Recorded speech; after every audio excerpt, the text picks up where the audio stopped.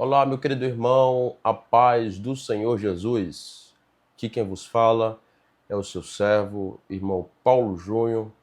Pela graça de Deus, faço parte da Assembleia de Deus em São Luís, igreja presidida pelo pastor José Guimarães Coutinho, filiada à CEADEMA, Convenção Estadual das Assembleias de Deus no Maranhão, e à CGADB, Convenção Geral das Assembleias de Deus no Brasil, e faço parte da área 108 de trabalhos pastorais, dirigindo a congregação Renascença. E, mais uma vez, estamos aqui nesse momento e dou as boas-vindas a você que está nos acompanhando aqui pelo canal no YouTube, nas redes sociais, a esse momento de subsídio teológico, a fim de que aprofundemos questões essenciais quanto à lição de número 3 das nossas lições bíblicas da CPAD voltadas ao público jovem. E aqui esse espaço é denominado de Areópago Digital.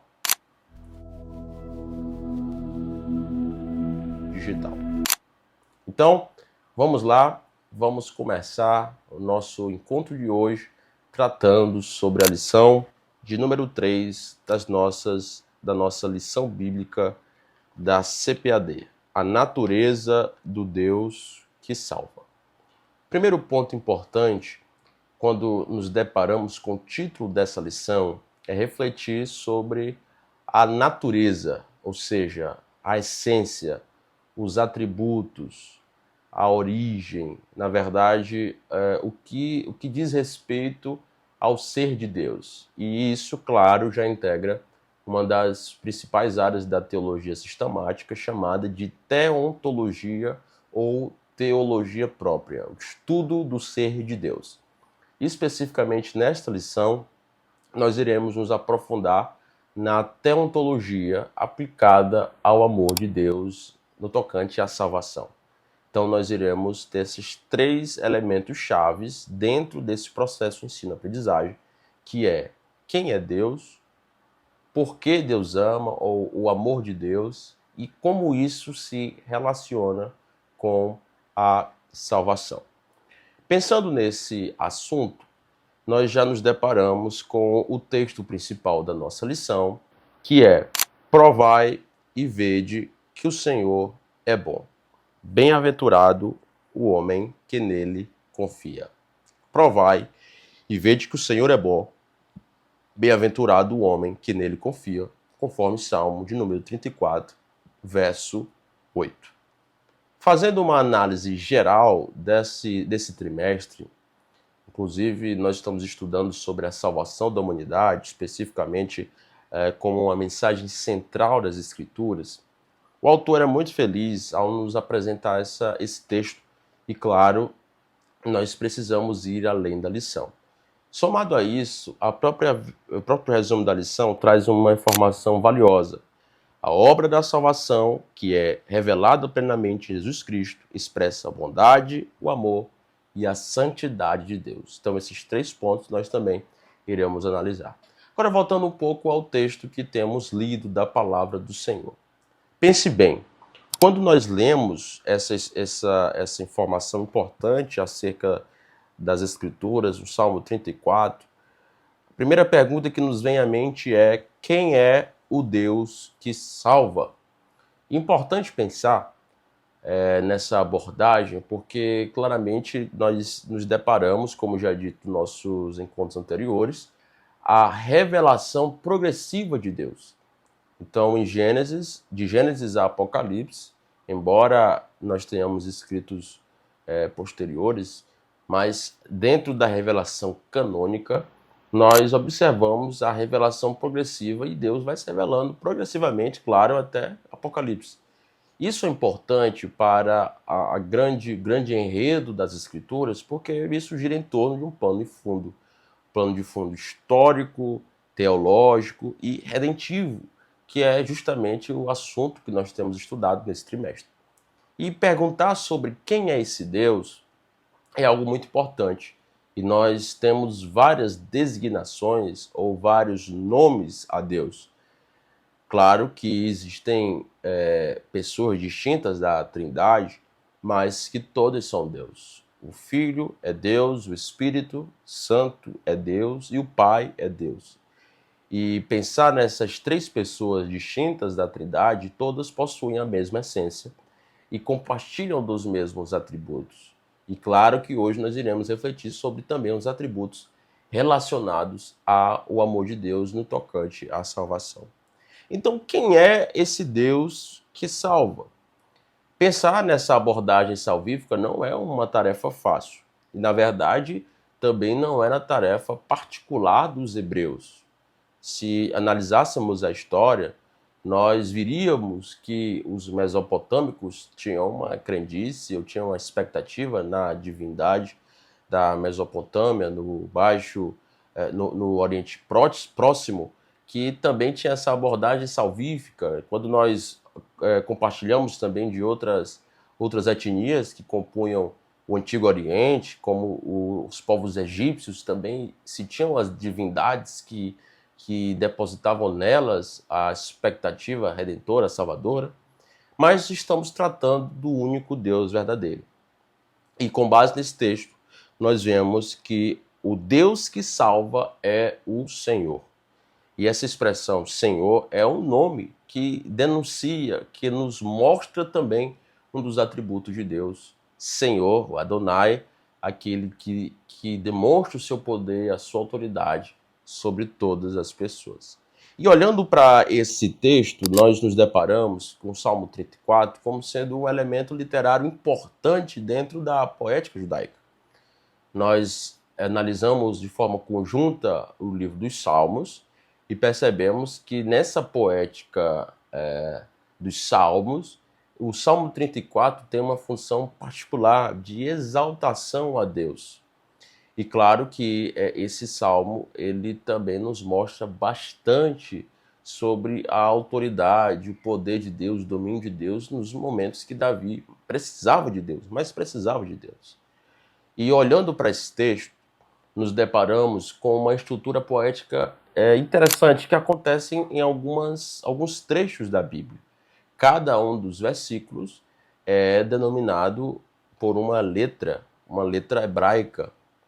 E claro que do primeiro ao último verso, melhor dizendo, desse Salmo 34, nós vemos que o Salmo 34, verso 8, a letra designativa, inclusive você pode acompanhar isso na sua Bíblia, é o Tet.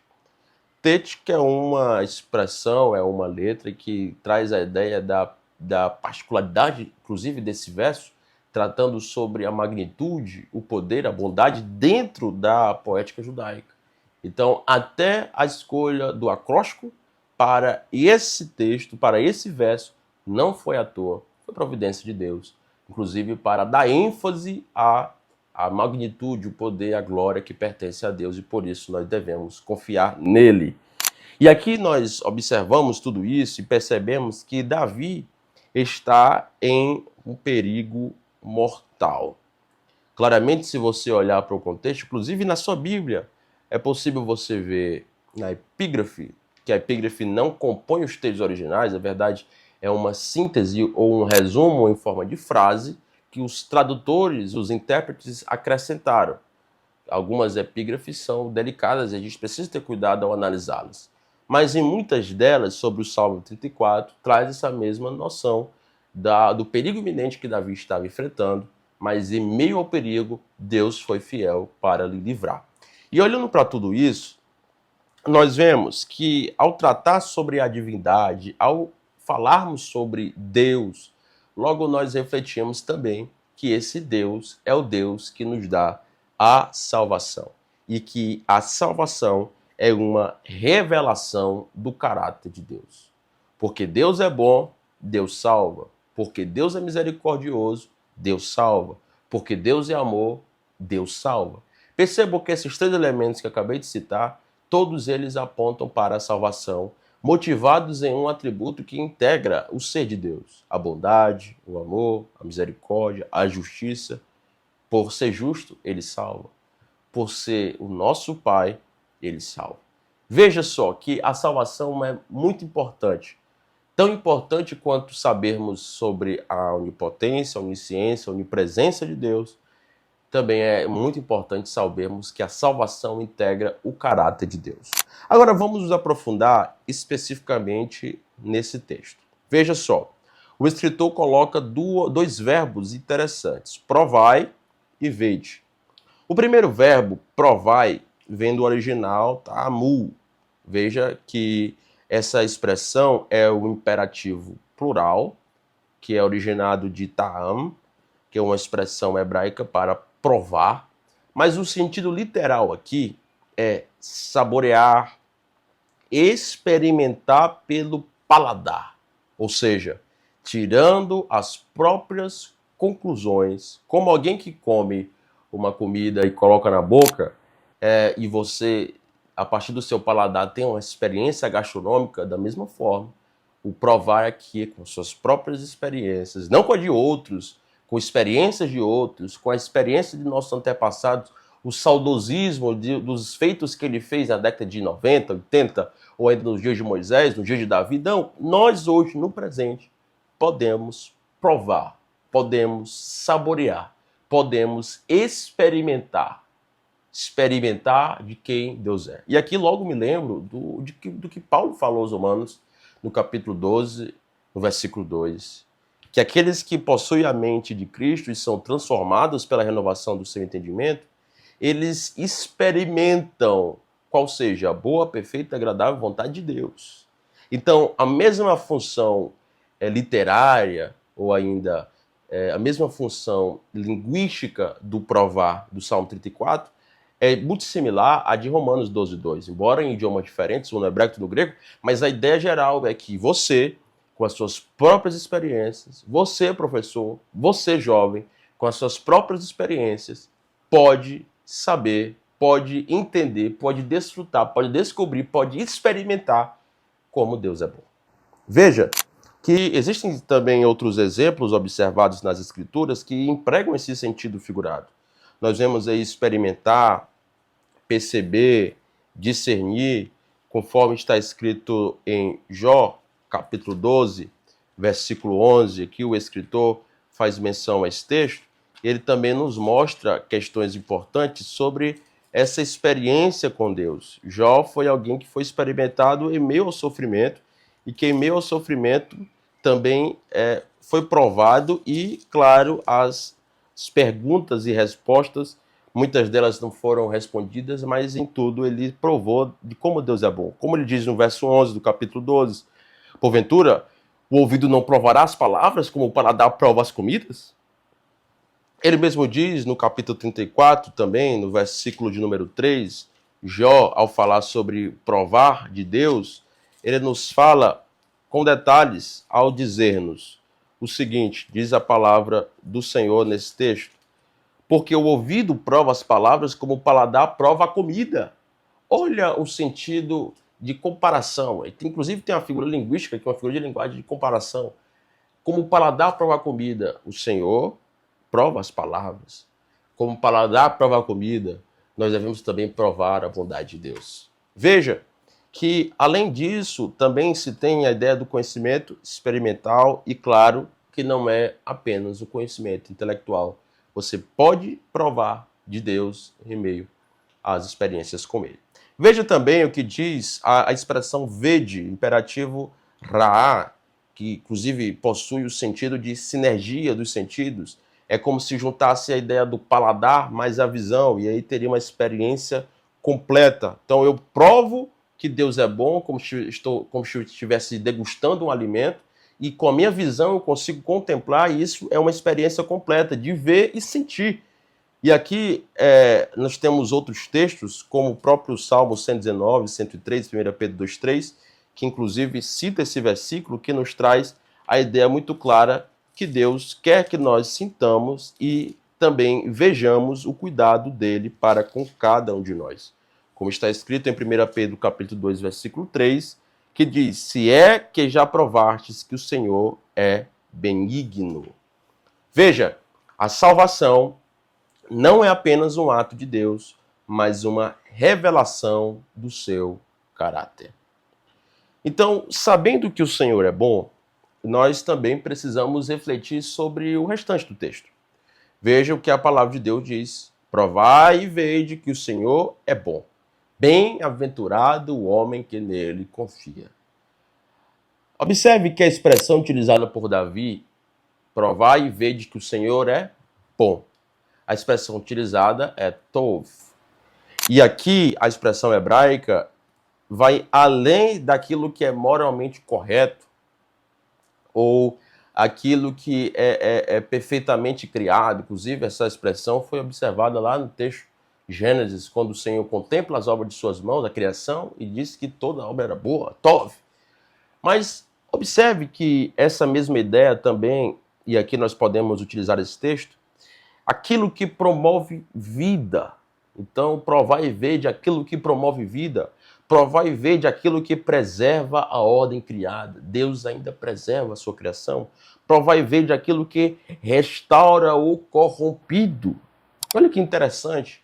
A bondade de Deus vai para além de questões morais. Vai para além de questões relacionadas ao bem e ao mal. A bondade de Deus trata-se da preservação da humanidade, da preservação da criação. Vai além da ideia de bondade, nos mostrando a promoção da vida, inclusive a restauração do que é corrompido, porque Ele é bom. E a bondade de Deus é derramada em toda a humanidade. Observe que, por Deus ser bom, ele fala ainda o salmista, bem-aventurado aquele que nele confia. Bem-aventurado o homem que nele confia. A expressão que Davi utiliza para bem-aventurado é ashrei, que dá a ideia daquele que é mais que feliz. É alguém que é plenamente, é completamente, é aquele que é no seu estado máximo, integralmente envolvido. Sim, aquele que prova e vê que o Senhor é bom, ele é muito feliz, ele é plenamente feliz em Deus. Ele é completamente envolvido, inclusive na prosperidade integral divina de Deus, porque ele todos os dias prova e se relaciona com esse Deus. Além disso, diz a Bíblia Sagrada, bem-aventurado é o homem. E a expressão que Davi utiliza para homem não é as outras que comumente nós observamos no texto sagrado. Geralmente, nós observamos Ish ou Adam. Ish para homem, inclusive designação do substantivo genérico, e Adam para se referir à humanidade. A expressão que Davi utiliza, Hagever, traz a ideia de um guerreiro, de homem vigoroso, de um homem forte. Então, esse homem, ele só é vigoroso, ele só é forte, ele só é um homem guerreiro, ele só é um homem aguerrido, um homem posicionado, um homem em termos de valências físicas ou ainda de masculinidade, um homem que se destaca, porque o segredo do seu sucesso é provar e ver que o Senhor é bom. Observe que tudo isso é tão importante porque bem-aventurado o homem que nele confia nos mostra que o forte encontra refúgio no mais forte. O forte encontra refúgio no mais forte. E olhando para tudo isso, irmãos, nós passamos a refletir sobre a lição como um todo. Nessa lição, nós temos como conteúdo que a salvação bíblica ela é inseparável da memória histórica.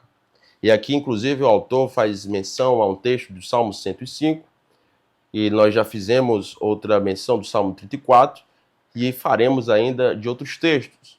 Mas, com base nesse texto, inclusive, ele abstrai esses textos fazendo aplicações dentro dos tópicos, né, do primeiro, segundo e terceiro tópico. O autor comenta sobre os textos que são lidos na leitura bíblica em classe. Por isso que estou fazendo essa exposição exegética desse texto, justamente para poder agregar o conteúdo que você, professor, você, aluno, pode estar contribuindo na discussão em sala de aula. Então, olhando para a salvação bíblica, nós vemos que ela é inseparável da memória histórica. Por quê? Porque Israel confia em atos concretos. Israel confia em Deus por conta de elementos que já aconteceram. Olha só, o êxodo, as alianças, a providência, o juízo, a misericórdia. Tudo isso corrobora para o fato de Israel sempre se relacionar com Deus, inclusive firmado em questões históricas, e memórias históricas, memórias afetivas. E aí entra o texto do Salmo de número 105, versos 5 e 6, quando diz: lembrai-vos das maravilhas que fez, dos seus prodígios e dos juízos da sua boca. Vós, semente de Abraão, seu servo. Vós, filhos de Jacó, seus escolhidos. Veja que se nós dissociarmos a revelação de Deus, a salvação bíblica da história de Deus, nós poderemos cair no perigo da apostasia. Inclusive, é um alerta que devemos ter em nosso tempo. Muitas pessoas já se relacionaram com Deus, mas por força do seu próprio entendimento, de uma vida longe de Deus, vivendo como se Deus não existisse, caíram no grande erro da apostasia. E apostatar é algo muito sério, mas nos últimos dias teríamos inúmeras pessoas seguindo por esse caminho. Veja que esquecer os atos salvíficos leva à apostasia. E olhando para esse texto, querido, eu olho e vejo que esse texto ele implica em 3 questões fundamentais. Primeiro, trazer a memória. Diz, lembrai-vos das maravilhas que fez. Segundo, proclamar. Além de lembrar das maravilhas, dos prodígios e dos juízos da sua boca, nós devemos, vós, semente de Abraão, seus servos, vós, filhos de Jacó, seus escolhidos, todos devem proclamar e agir conforme a memória. Esses 3 elementos são importantes para refletirmos aqui.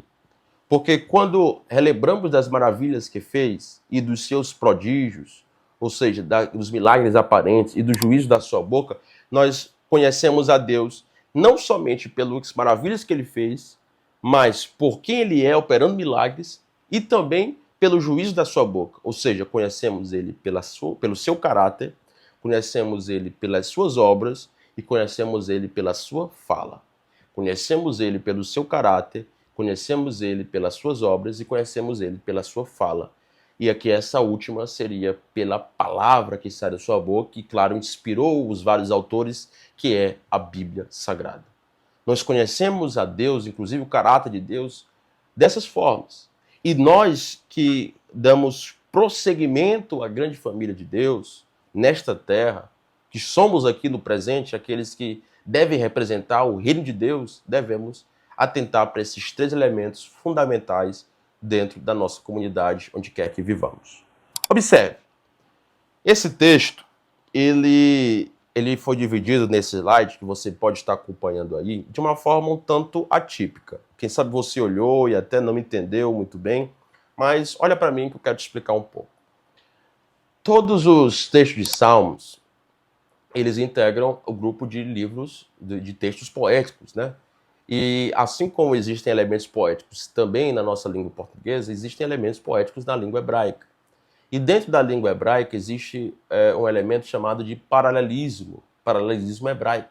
E nós estamos diante de um paralelismo hebraico. O que consiste o paralelismo hebraico? Na verdade, se tem pontos verdades, né? Geralmente são 5, varia bastante. Vou utilizar o exemplo como 5 elementos que integram esse paralelismo. Imagine a ideia de um triângulo, né? O triângulo tem uma ponta e tem uma base. Cada uma dessas partes integram esse paralelismo. Então nós temos um A de um lado e uma linha de outro, um B de um lado, B linha de outro, e em cima nós temos o C. A ênfase do texto no paralelismo é sempre onde se concentra, ou seja, não tem esses dois. Percebam que tem um A de um lado, A do outro, B de um lado, B do outro, mas só tem o C.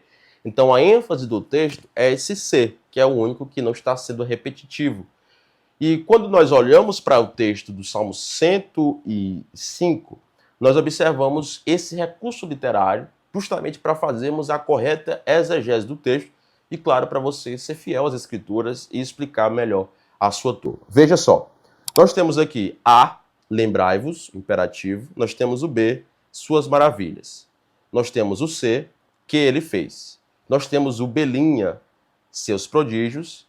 E nós temos o C', e os juízos da sua boca. Perceba, quando nós nos deparamos com esse texto, nós vemos o seguinte, ó. No geral, o B, observe o B e o B'. O B tem suas maravilhas e o B' tem seus prodígios. No que é que consiste o paralelismo? Suas maravilhas e seus prodígios consistem na mesma coisa. Por isso se chama de paralelismo. Estão de lados opostos, mas representam a mesma coisa. O mesmo se aplica, por exemplo, o verso de número 6, quando diz semente de Abraão e o D', filho de Jacó. Semente de Abraão, filho de Jacó, representam elementos que são complementares, são paralelos. Veja só, nós olhamos para esse texto e percebemos o seguinte: a ação divina, ele fez, é o coração da memória. Veja que ele está destacado, ele é a ponta da pirâmide. Justamente a ênfase que Davi dá aqui nesse texto é o que ele fez. Nós devemos lembrar das suas maravilhas, dos seus prodígios, do juízo da sua boca, tudo isso. Mas devemos, acima de tudo, apontar a nossa mente, o nosso coração para o que ele fez. Deus é o sujeito ativo da história. É isso que o salmista está dizendo. O que ele fez. Então, a ênfase do texto é justamente o que Deus fez. No processo da salvação, é justamente o que Deus fez. Não é o que nós fazemos, porque isso poderemos cair no perigo dos judaizantes, do legalismo. Não é o que nós deixamos de fazer, e aí poderemos cair no perigo do universalismo, de todos poderem ser salvos, mas é simplesmente o fato do que ele fez. Unicamente o que ele fez. Veja que o próprio autor traz essa ideia, essa ênfase, que o povo de Deus, ele se entende nessa intersecção. Inclusive no verso 6, vós, semente de Abraão, seu servo, vós, filho de Jacó, seus escolhidos, nós vemos que entre a ação divina passada, que é o verso 5, e a identidade presente, que é o verso 6, entre os filhos de Abraão, os filhos de Jacó, veja que entre ser servo, passivo, recebedor e escolhido, ativo, testemunha, tudo isso, nós estamos nesse meio, mas nós só estamos nesse meio porque Deus fez, Deus é e Ele que nos sustenta. Olha a ideia que Davi está nos falando.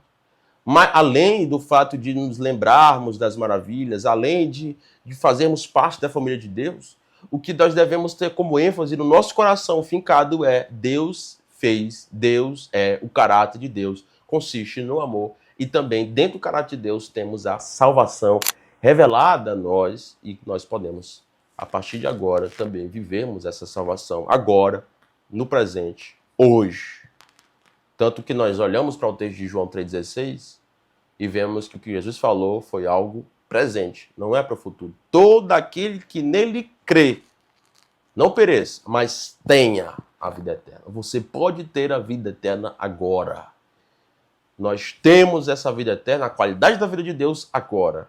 Porque o único ser que é eterno é Deus. E Deus comunica a sua eternidade a partir do relacionamento conosco. E a eternidade, a qualidade da vida de Deus é paz em meio às guerras, é temperança, perseverança em meio ao sofrimento. É uma vida plena porque nós estamos de pé, porque Ele fez, Ele é o nosso Deus. Veja que, além disso, a própria lição traz a ideia do texto de Lucas 18:18. E perguntou-lhe um certo príncipe, dizendo: bom mestre, que hei de fazer para dar a vida eterna? Jesus lhe disse: por que me chamas bom? Ninguém é bom senão um, que é Deus. Lucas 18:19. Jesus então questiona o conhecimento do homem sobre bondade. Se Jesus é Deus encarnado, ele é a bondade absoluta. Mas aqui nós olhamos, inclusive Jesus tratando sobre o elemento fundamental na teologia, a kenosis. Ele age como se não tivesse esse atributo em evidência. Ele diz: não, por que me chamas bom? Bom é meu pai. Mas a ideia que ele está nos falando aqui, primariamente, é sobre a filiação, a subordinação ao processo, e, claro, dando ênfase à paternidade, né? A ideia de Deus estar envolvido no plano da salvação, inclusive na atuação do mistério de Jesus, mas também tratando sobre quem ele é. E essa kenosis. A kenosis, para quem não sabe, é a fato da auto-humilhação de Cristo. Ele esvaziou-se de si mesmo, conforme está escrito em Filipenses 2:6-7. Não considerou ser igual a Deus como coisa que devesse apegar-se, mas esvaziou-se a si mesmo, tomando a forma de servo, que é a kenosis. E aqui, olhando para esse texto, nós vemos que essa auto-humilhação voluntária de Cristo na encarnação é um ponto muito importante.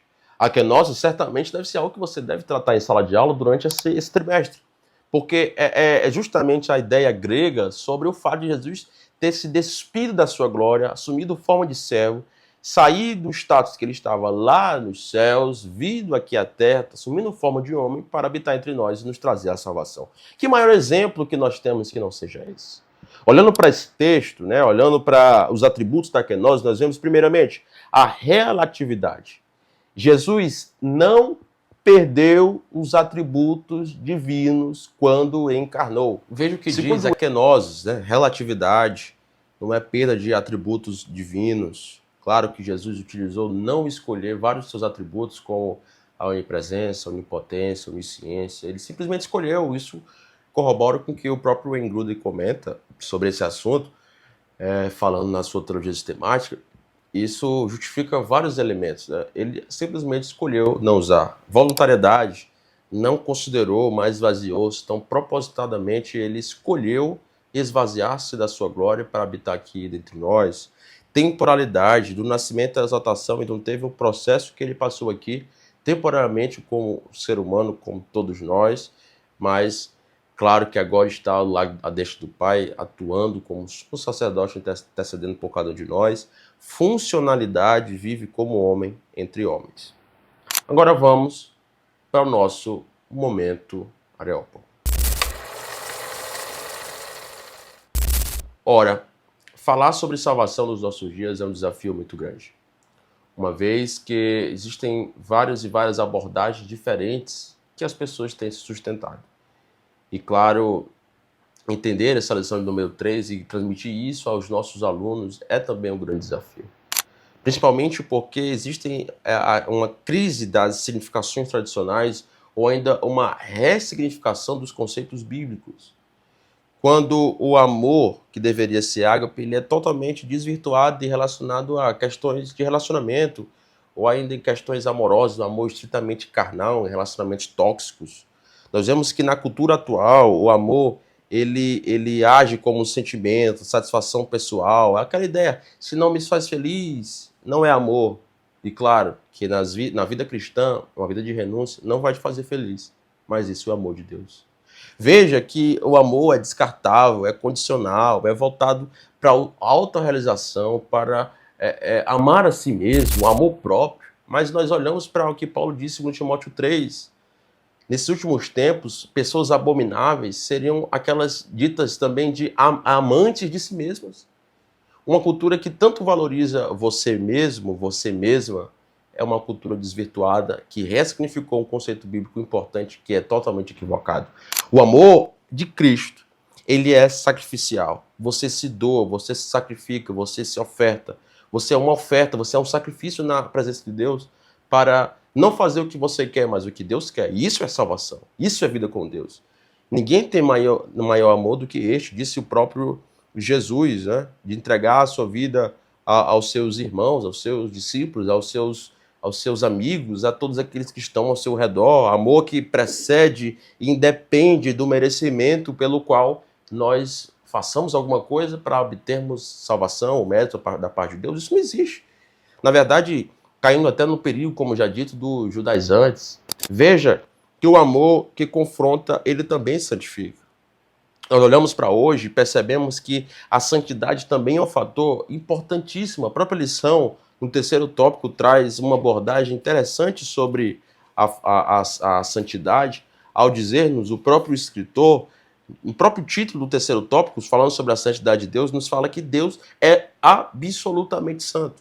E por Deus ser santo, nós devemos ser santos. O próprio apóstolo Pedro escreve isso, corroborando que já está escrito no Antigo Testamento. Deus, ele é santo e não pode deixar de ser santo para se relacionar conosco, para se comunicar conosco. Por Deus ser santo, nós devemos chegar no patamar dele, não ele descer ao nosso patamar em termos de moralidade e santidade. Então aí opera o Espírito Santo, o agente santificador da igreja, nos levando ao nível de santidade para nos relacionarmos com Deus através da santificação. Pensando sobre esse aspecto, sobre esse ponto, É especificamente importante também lembrarmos que Paulo, ao tratar sobre esse assunto aos Romanos, na verdade, logo no prefácio da sua epístola, no epílogo da sua epístola, ele se refere àqueles crentes que eram carnais, que eram problemáticos, que tinham litígio entre si, mas aí Paulo os chama de santos. Porque santidade é ser separado por Deus e para Deus. Em meio a inúmeras imperfeições, nós poderemos ser santificados pelo Espírito Santo, por Deus e para Deus. E aqui, nesse tempo, a cultura atual vê a santidade como repreensão, como julgamento, associada à hipocrisia religiosa, vista como negação da humanidade, da sexualidade, percebida como exclusivismo claro, em muitos momentos como uma vida arrogante. Mas não é isso que trata a santidade. Nós somos santificados, ou santos para Deus e por Deus, não os santos dos outros. Nós poderemos relacionar como comunidade, como sociedade neste mundo, mas lembrando todos os dias que nós não somos daqui. A nossa cultura é diferente, a nossa culinária é diferente, a nossa linguagem é diferente, nossos relacionamentos são diferentes, porque nós somos. E, querido irmão, querida irmã, professor, aluno da Escola Bíblica Dominical, eu agradeço por você estar aqui até agora, nesse momento, nesse processo de ensino-aprendizagem, nesse subsídio, e que Deus em Cristo vos abençoe. Gostaria muito que você desse um like, deixasse aqui um comentário, compartilhasse esse vídeo com mais pessoas para serem edificadas. Que Deus em Cristo vos abençoe. Até a nossa próxima aula. Amém.